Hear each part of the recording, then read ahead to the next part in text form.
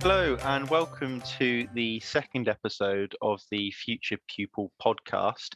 I am Josh Bibby. I am the current Future Pupil Programme Employability Coordinator here at the University of Law. I'm joined once again by Amy Weir, who has the same job title as me, and Charlotte Arundale. You may have heard our first podcast, which is also available, which was on networking. Today, we're going to be talking about pre-pupillage anxieties. Now, we have all managed to secure pupillage while we were on the bar course.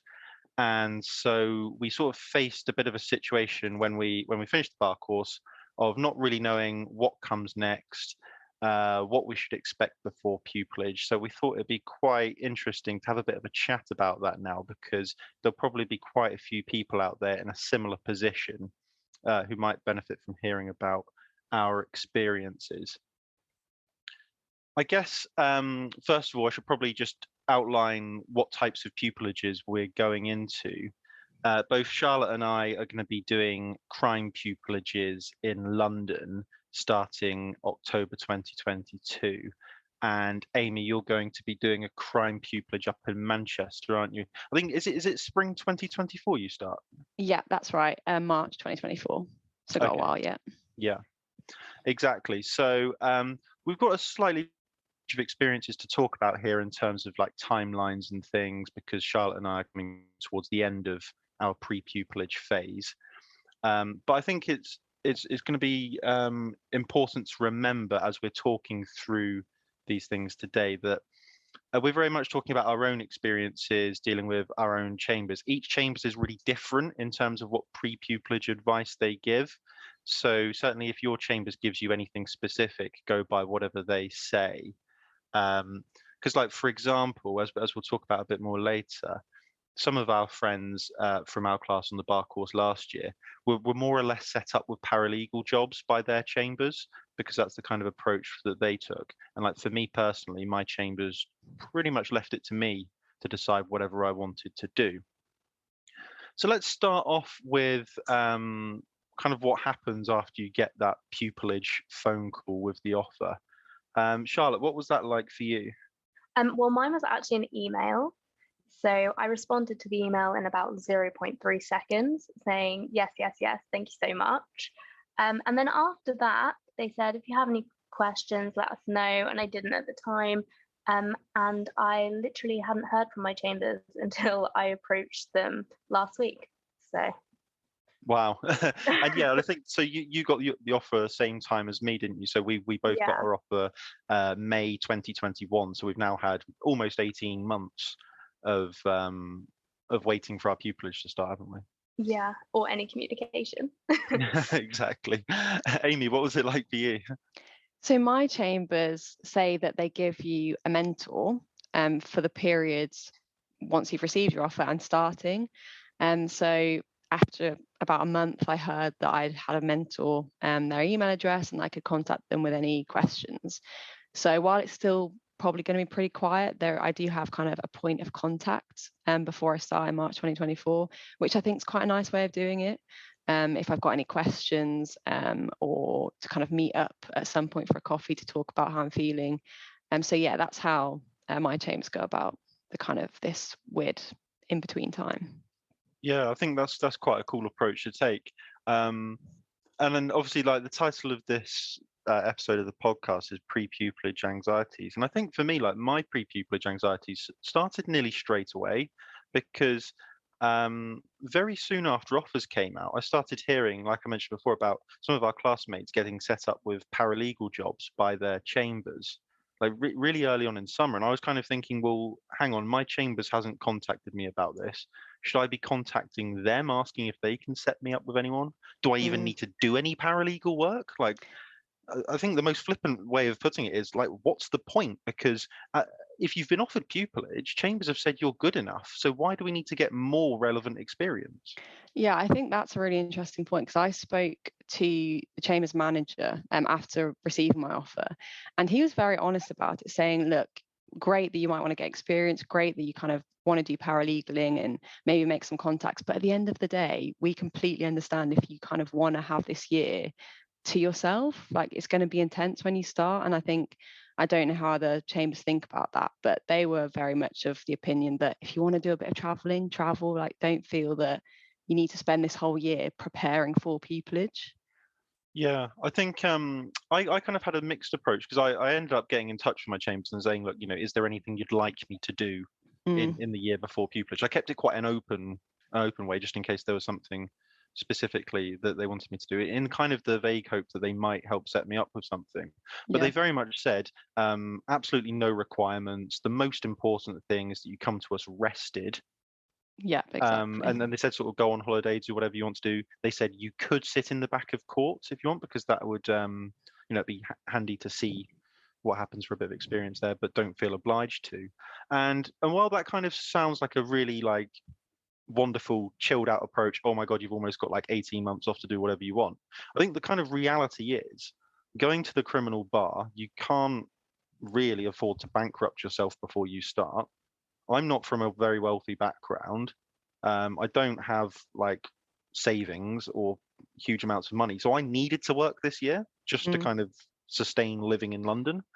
I couldn't just go off traveling. So I don't know. In some respects, it helped, but I've actually kind of in truth, I've spent this year feeling a bit torn between, like, yes, I'm kind of trying to relax, but then also I'm trying to work to kind of still earn money, and so I've ended up kind of really doing neither. I've neither fully relaxed and enjoyed it, nor fully maximized on doing a better paid job.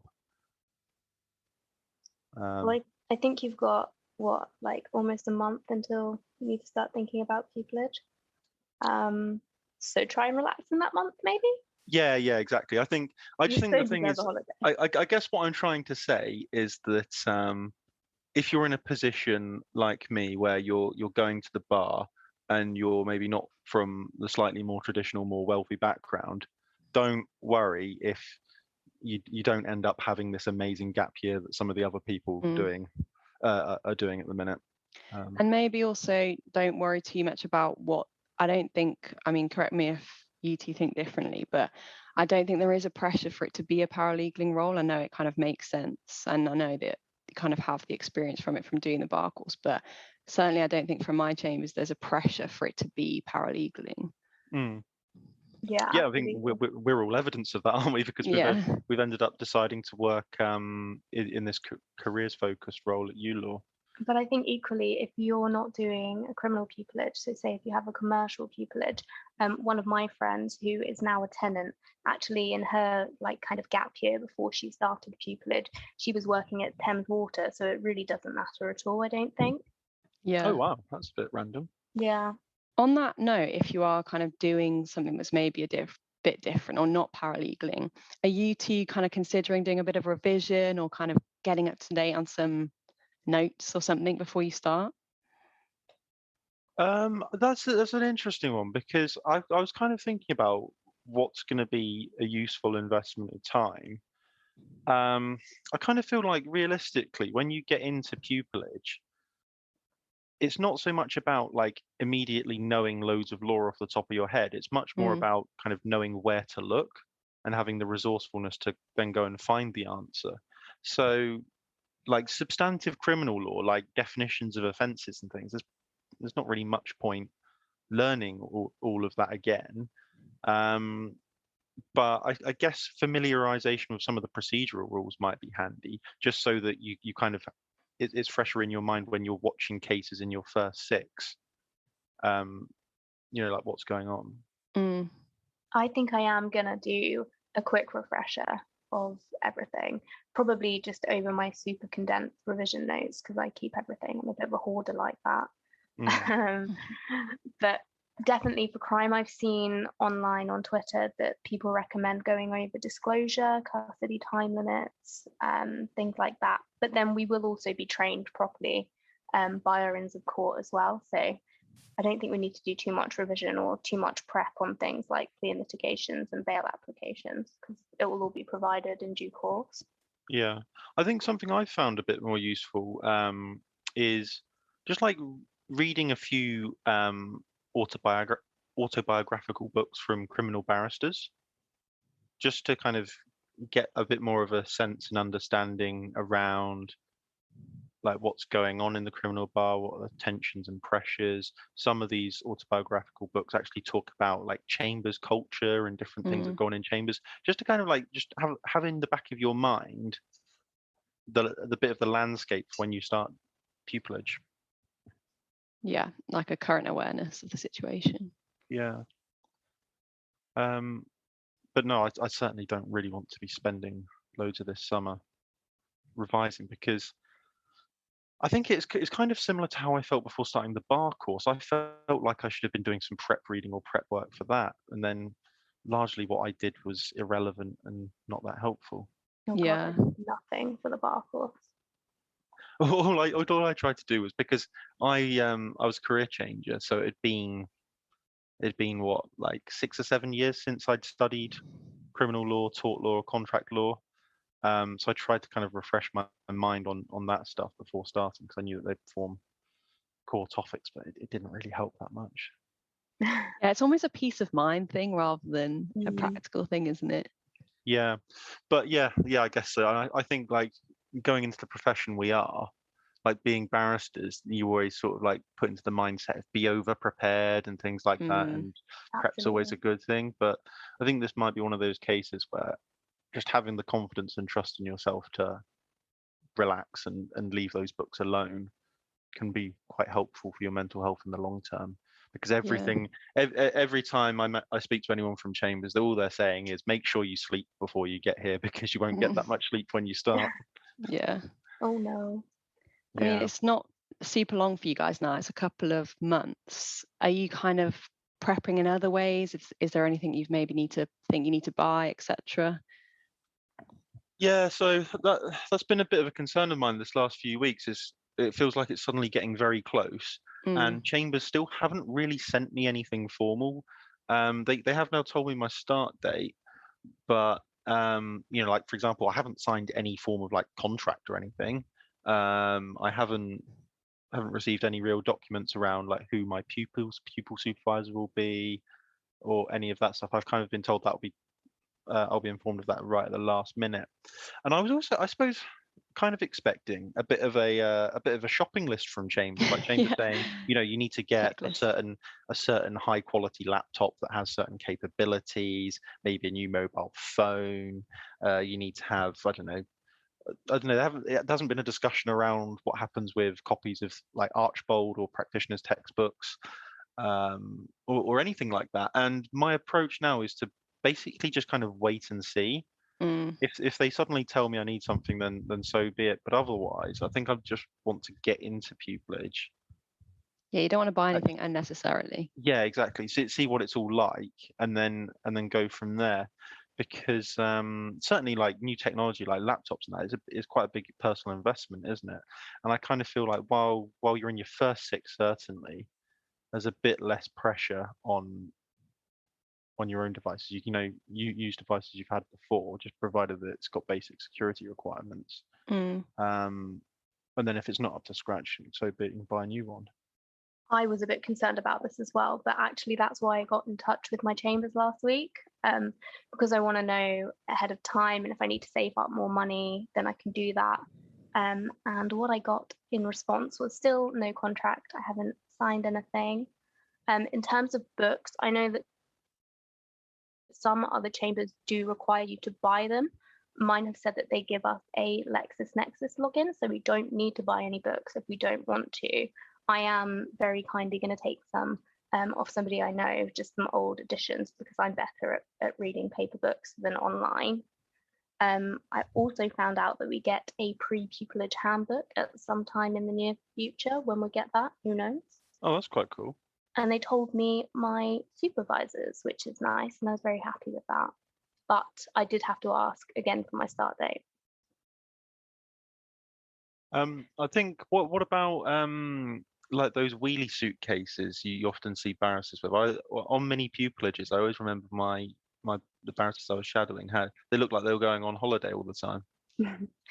I do actually have one, but I have a really bad back. So for me, having a chunky rucksack isn't really a viable option because I have scoliosis. So I will be taking probably a chunky wheelie suitcase instead, just to put laptop and, for me, spare shoes and tights, because I'm planning on turning up at court in trainers and changing in the roving room. Yeah, I was just going to say, I think I might get a suitcase largely for the clothes. Yeah. I think as well, like some people might have been in a different position to me and you, Charlotte, if they were largely in person for the bar course, because in our year we did until like November in person, and then because of COVID everything went virtual. So I think for that reason, like I'm much more familiar now with using the online textbooks, because we used Blackstone's and the White Book online for pretty much all of that, didn't we? Yeah. But I guess in terms of like having the books, I suppose like the classic advice is always that you might get one of these more old-fashioned judges that you're in front of who wants to like know specific page numbers and things, and that might be a bit more difficult to give them if you're using the online version of the book. And I also think people navigate things differently. So like some people are better online and some people are proper old school and prefer to go from the books, and it shouldn't really matter, just as long as you're able to carry that around, whether that be in a rucksack or in a suitcase. It doesn't really matter, does it? Just speaking of like rucksacks and things like that, it just popped into my mind. Do you know what, something I've not really thought about is like when we start pupillage, like what do we do for lunch? Because whenever I've been on minis, the barristers have generally always been too busy. And they've sort of like had a 15-minute quick sandwich or something. Like, are we meant to take our own packed lunch? Or because I don't want to be that person who's at court and is like, oh, I haven't brought lunch with me, and because loads of the court restaurants and cafes, whatever, are closed, aren't they? So I don't want to be that person that's got to go for like a half an hour round trip to a Pret or something, and then come back and we're late because of me. So I don't really know. My minis always like revolved around going for lunch, but I think that might have just been luck. I think I'm going to take a fair few cereal bars in case I get hungry and there's nothing there, I think. That's a good idea. Yeah, I think I would start by taking my own, because if you don't eat it because you go out, it doesn't really matter. Yeah. But at least you have it as a backup. Yeah, a contingency banana or something. Yeah. Yeah, I think also it might depend on practice area a bit, because obviously if you're doing like a more like chambers based practice, like more paperwork based, then it's a little bit more flexible, isn't it, rather than rushing around in the Crown Courts of London. How much do you think you guys are going to be in chambers? Because I know a few people say that not many barristers are that present in chambers anymore, or there's quite a lot of doing things from home. So do you know how much your kind of barristers in your chambers actually go to chambers that often? My understanding for my set is that the more senior ones, probably like above 5 years in, don't really come in that much, and it's more like they go straight from home to court and then straight home again. Really, quite randomly, went into chambers back in what would it be, like April sort of time, to have my photo taken for the Chambers website. I think it was purely coincidental because they had a photographer coming in anyway, and they were like, well, you might as well come in and have your photo done at the same time. And when I was there, the current pupils were also there, and also a few years above them, because they're all in for the photo. And they were sort of saying that what the pupils and like maybe 1, 2, 3 years cool will be doing is they'll be in court during the day, and they might go back to chambers after court to do a bit more work in the early evening, and then they'll probably go home from there. But it's quite a nice atmosphere in a way, because you kind of have that sense of camaraderie with the baby juniors. Yeah, I was going to say, I think it's something that you'd want as a pupil, maybe a bit of a presence in chambers. But you're right. I think like obviously if you've got like a court-based practice like in crime, and you just need to be going to court every day, then there's not that much point coming into chambers. Yeah. And that's obviously been compounded by working from home since COVID too anyway, hasn't it? Have you heard anything on that, Charlotte? No, I haven't, but because I'm starting in crime, so I think we'll probably be maybe in chambers a bit less at the beginning, but then because I'm mixed, probably be in chambers a bit more for the civil stuff, I imagine. But Of I think course, yeah. it would be nice to go in, I think. I think it's good to get to know people. And for me, I have an annex, so my chambers has an annex in a different city as well. And so we're able to split our time in pupillage. So if we want to go to the different office, we can go there. So yeah, I think I'll be here, there, and everywhere. Yeah, I think you touched on an interesting point though around like going into chambers to get your face known. And I think like when we talk about that, we mean just in terms of generally getting to know people at chambers, because that's a good thing. And eventually these people will be potentially like judging your mock trial or making that tenancy decision. But I don't think we mean in the sense of like, really trying to I don't know what I mean really, like just overly impress people for the sake of it.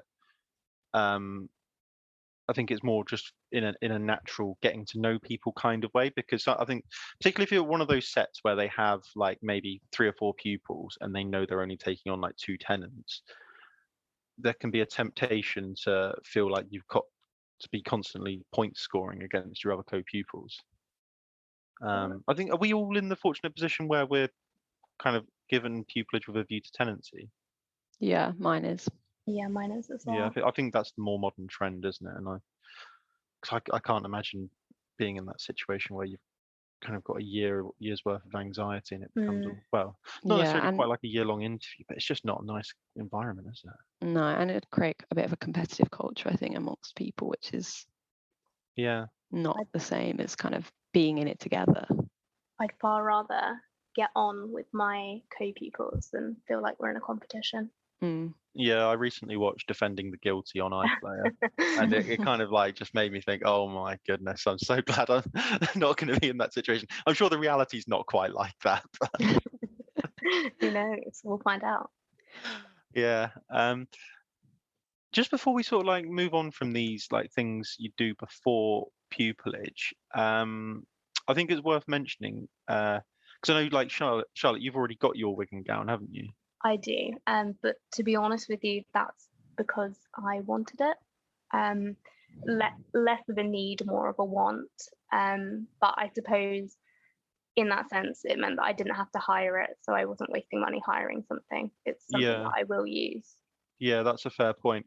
And because it does kind of depend on your inn and their rules for the call to the bar as to how like worth it is. Because I'm at Lincoln's, and at Lincoln's they don't really wear wigs during the ceremony anyway. They just kind of give you a wig to put on for the purposes of one photo, and then that's it. So that's for me, it kind of yeah, exactly. So it kind of made a lot less sense to middle. We wear wigs there. Yeah, exactly. So it's I think like what I'm trying to say is it's completely up to you what you want to do regarding when you buy your wig and gown. I spoke to a couple of people at my chambers, and they said that they didn't even buy their wig until like the week before their second six. So I'm not sure I'll wait quite that long, but I think I'm not going to bother getting it before I start, just purely because I don't really have a spare grand at the moment, and I could be using that cash for other things right now.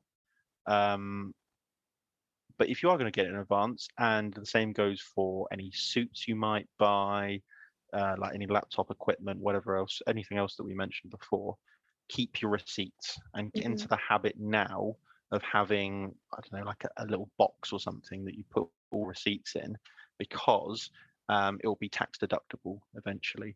And I think for capital stuff like laptops now, I think it goes back like 7 years or something. Yeah, 7. So yeah, you just keep all of those receipts filed away, and then if you get an accountant when you start pupillage, then you can give them to them, and they'll sort it all out. Yeah, we do actually any ULaw listeners for this, we do have a video on employability on Elite from Silver Levine, who are like barristers accountants. If you want to know more about how all of that works, yeah, just go on employability on Elite and into the recent presentations folder, and then scroll down to bar. While we're on this topic, shall we talk a little bit about how we're feeling as people going into crime and the current situation around pay and strikes, etc.? Concern? Yeah. Where to start on that? I mean, it's an odd place, isn't it? Because I mean, so Charlotte, we were saying the other day in the office, weren't we, that we're not even sure if these strikes might be continuing when we start pupillage, which would be a Well, bit odd. Because then, like, if we haven't got anything to shadow, what can we shadow on our first six? have you seen the criminal bar balloting at the moment for like walkouts continuously throughout September? Right. Okay. That's a little bit concerning because if that goes ahead, it will take us all the way up until October, and that's when we start. Yeah. I mean, obviously, like, I don't know. It kind of it's got to a point where it needs to happen Yeah, in order absolutely. to get this change through. But yeah, I don't know. I mean, I guess it'll be a similar situation to those pupils who maybe were pupils during the COVID year and had their pupillages interrupted. And they'd just sort of like either maybe extend it a bit or have a workaround, or maybe they'd get us doing like paperwork based on old cases or something. I don't know. But yeah, I mean, the bar as a profession isn't well. I mean, it's because partly because people are self-employed, but it's not very transparent as to what your expected earnings can be. So I think to an extent what you're going to be getting based on your pupillage award, and you hope, or certainly I hope, that my first year in tenancy wouldn't be any lower than what my pupillage award was, because you kind of feel like that would be counterintuitive. But beyond that, I've got no idea what I'm going to earn, and it is quite scary. Yeah, I think that's the thing, isn't it? It's the uncertainty. That's how I feel. Yeah, just constant uncertainty, isn't it?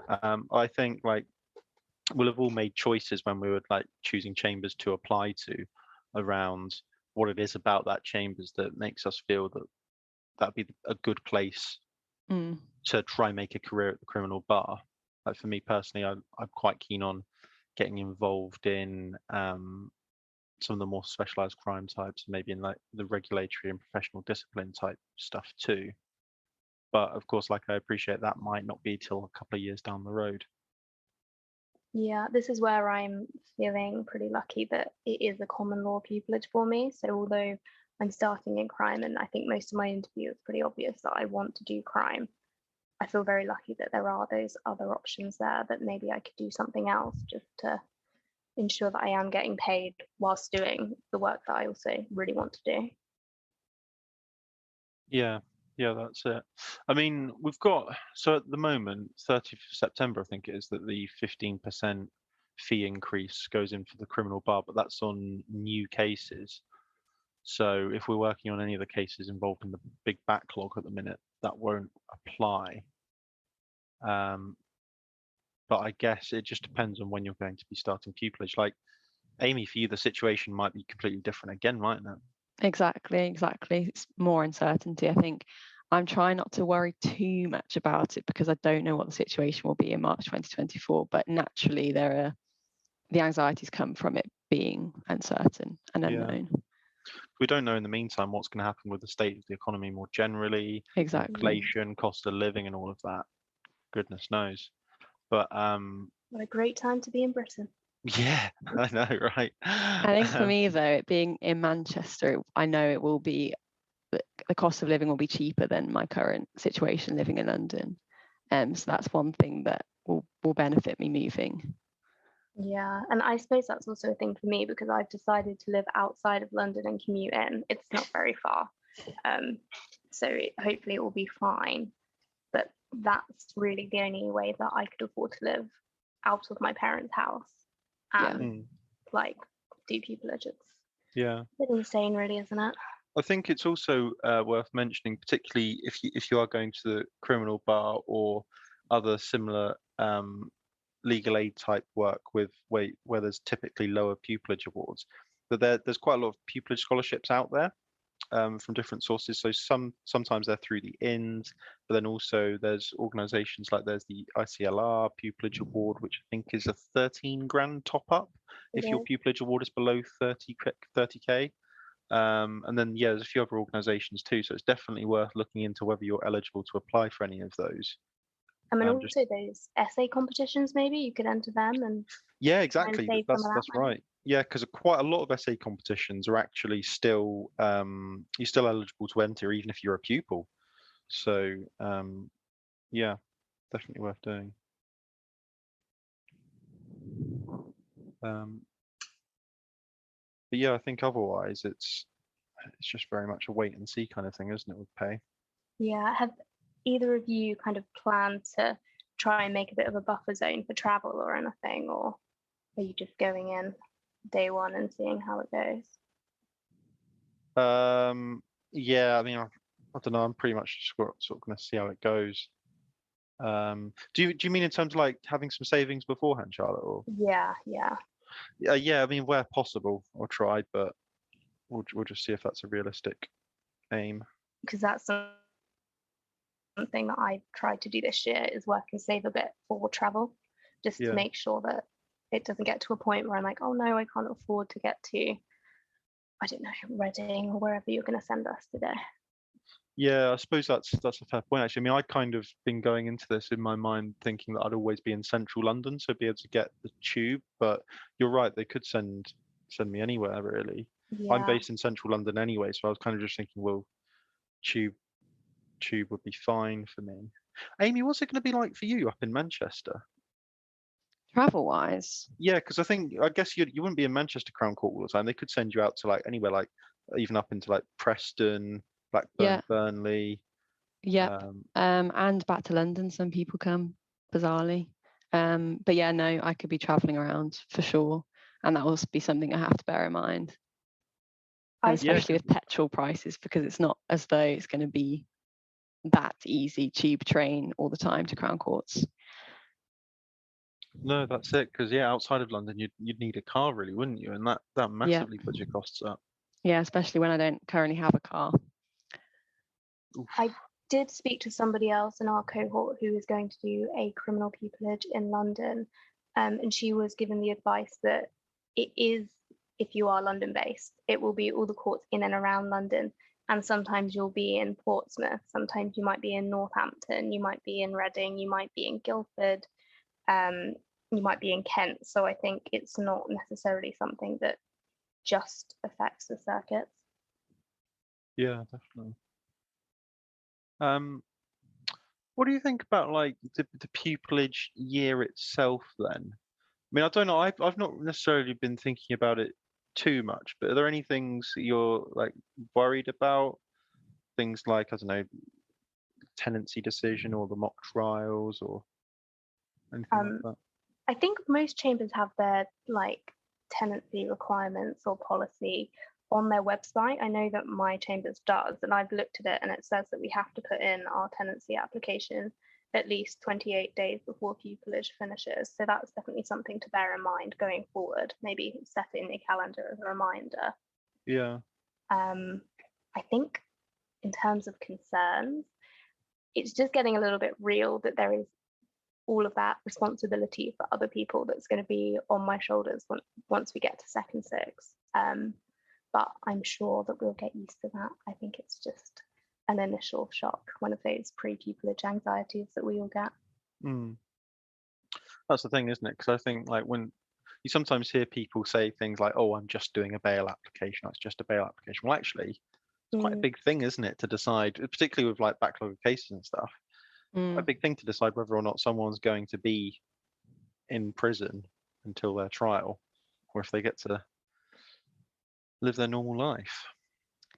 Yeah, I was speaking to people, and they were kind of saying you just got to remember that it's naturally going to take you maybe longer to prep for things, or it's naturally going to be more nerve-wracking doing certain things when you're a pupil or in your first couple of years. But it just becomes, as you practice more, it becomes easier. It becomes kind of more routinely, but it's also really understandable that during your pupillage it's going to feel nerve-wracking, and that's fine.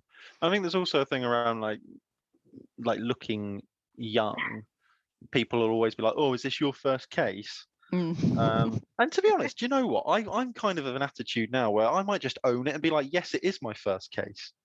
everyone starts somewhere. Yeah. And if anything, you can just say to people, look, it's my first case, so I've naturally prepped more. I'm a bit worried about this because I'm 5'2", and have the face of a 12-year-old. So who knows what clients are going to think, but hopefully the advocacy will do the talking and it will be fine. Kind of being in this careers role at ULaw has made me a lot less anxious about the tenancy decision, because I never really thought when I was applying for pupillage about what happens if, God forbid, you don't get tenancy and you then look to apply for a third six. But actually, third sixes are really common, and there's loads of opportunities out there. I've been looking recently online because it now's about the kind of time when chambers are publishing their third six availability, and there's tons out there. So yeah, don't worry too much about it. And again, when I was saying earlier about reading autobiographical books from criminal barristers, loads of really successful criminal QCs didn't get tenancy at their first chambers where they did pupillage, and then end up doing a third six elsewhere. So it's not necessarily like, you've failed at the final hurdle. It's just like maybe that chambers wasn't quite right for you, and you'll probably find you prosper elsewhere. Absolutely. I think work hard, but ultimately you will fall where you fit. It's all a bit like a sorting hat in Harry Potter, isn't it? You end up where you're meant to be in the end. Yeah, not Slytherin. Well, who knows? But yeah, and I suppose on that note, during your pre-pupillage time, however long you've got, I think it's really important to stay in touch with your friends from the bar course and just kind of keep that network of people who are starting pupillage same sort of time as you, because I've no doubt that Charlotte and Amy, you'll both be good just sort of listening ears as much as anything. When pupillage gets tough, you'll need to vent, and sometimes you want to vent to someone who's not at your chambers, so that you feel like you can relax a bit more, and you just need to talk to someone who kind of gets it because they're going through the same thing. Absolutely, and I am so glad that we have each other for that. That's definitely been a huge benefit of actually working here, is that we've all got a lot closer and we do have that network, and also we have our bar course friends as well. Yeah, exactly. Well, I think that's a really nice note on which to wrap up. Do you have anything else to mention about pre-pupillage anxieties? I don't think so. I think all of my anxieties have been laid out there. Nope, all good from me. Yeah, well, in that case, thank you very much for listening, and stay tuned for more of our podcasts. We look forward to speaking to you next time.